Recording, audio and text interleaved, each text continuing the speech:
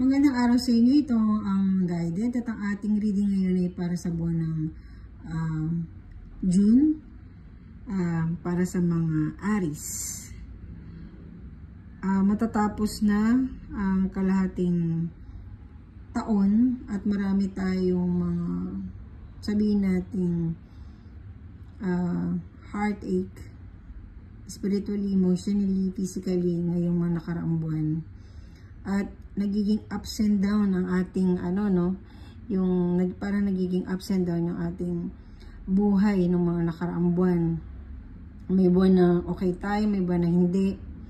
But definitely ngayong June na to, isang kind of healing and recovery month para sa ating lahat at para mas makita natin yung sarili natin.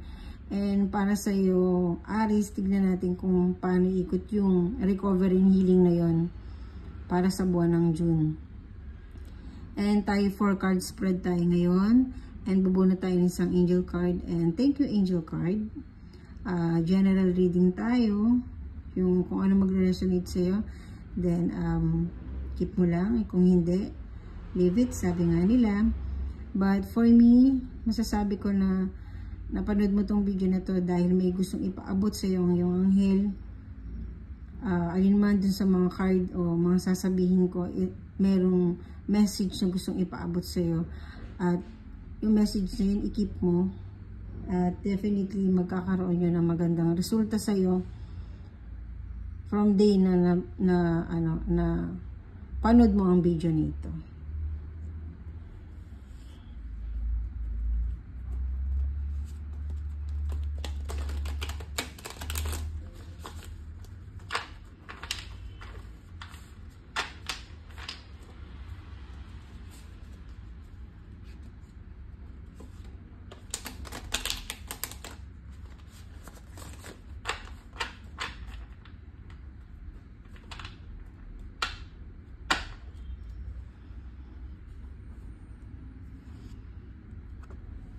Aris, anong angel message?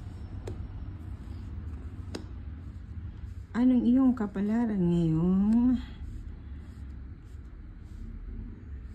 buwan ng June? So, Aris, marami tayong reverse. But definitely, mga meaning sila na messages from angels sa'yo.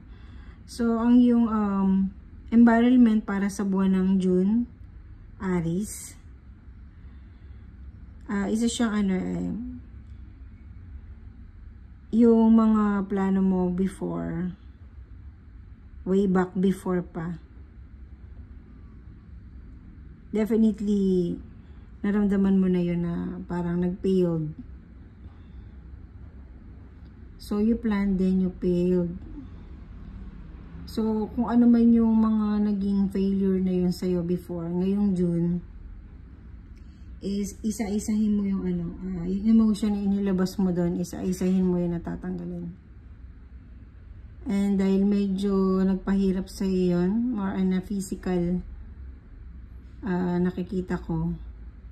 So, masyado mong but yung goal mo na yun, o yung plano mo na yun is, ginagawa mo siya until now. But, ngayong June, inulus mo lahat ng mga naging sakit sa'yo nun sa katawan. More on katawan na nakita ko, physical. Siguro more on emotional, naging rewarding naman siya.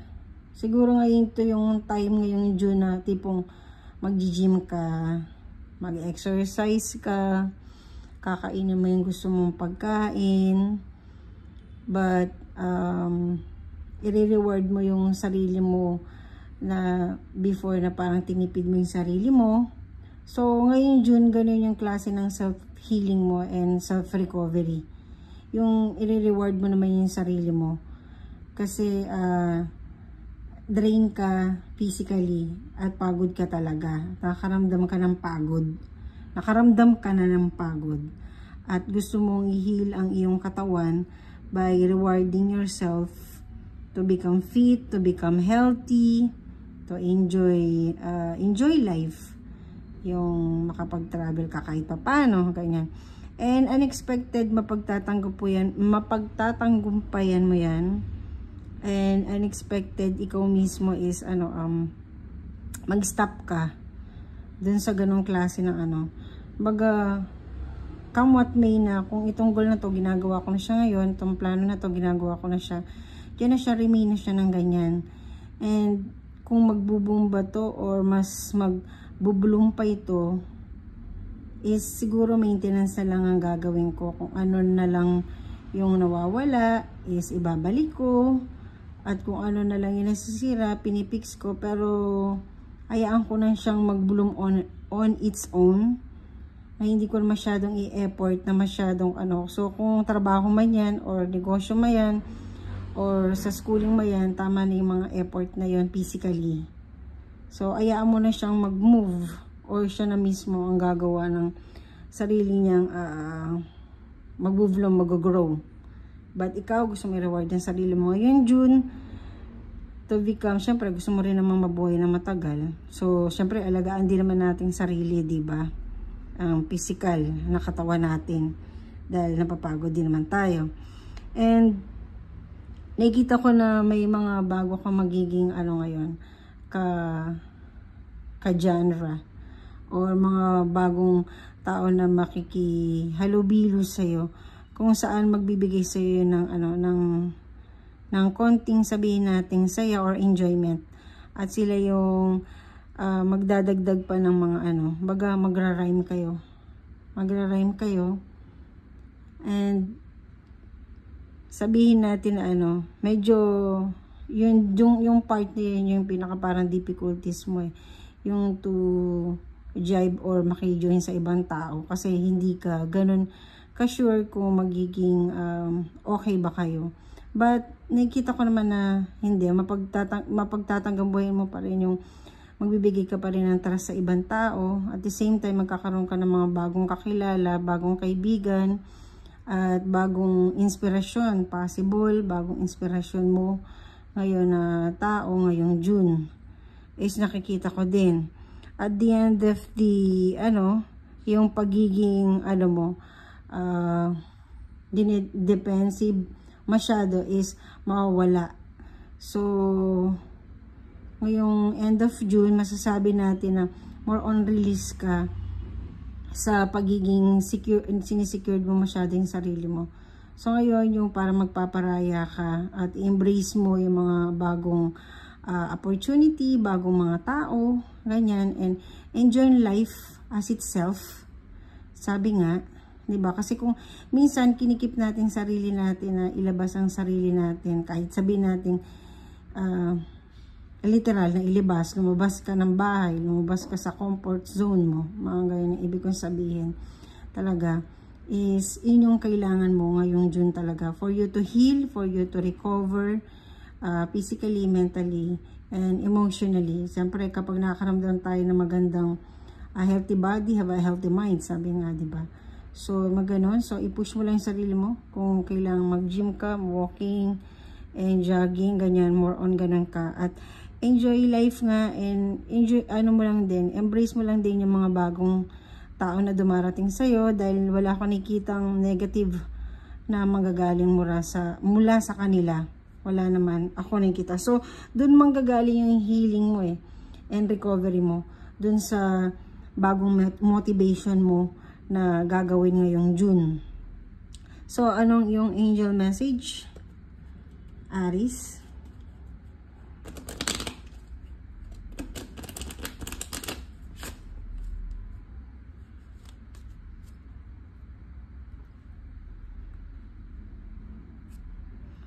Ask for help from others. So, diba? Sabi ko nga sa'yo kanina, is embrace mo lang yung mga bagong taong dumarating sa'yo dahil sila din yung mga taong tutulong sa'yo in every single way, not just only physically, emotionally.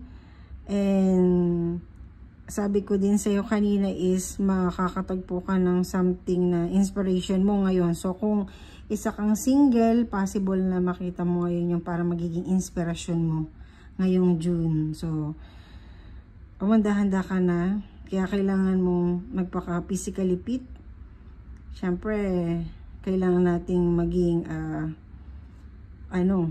aware din, 'di ba? Para handa tayo lagi. Relevant ba yung binanggit ko na yan?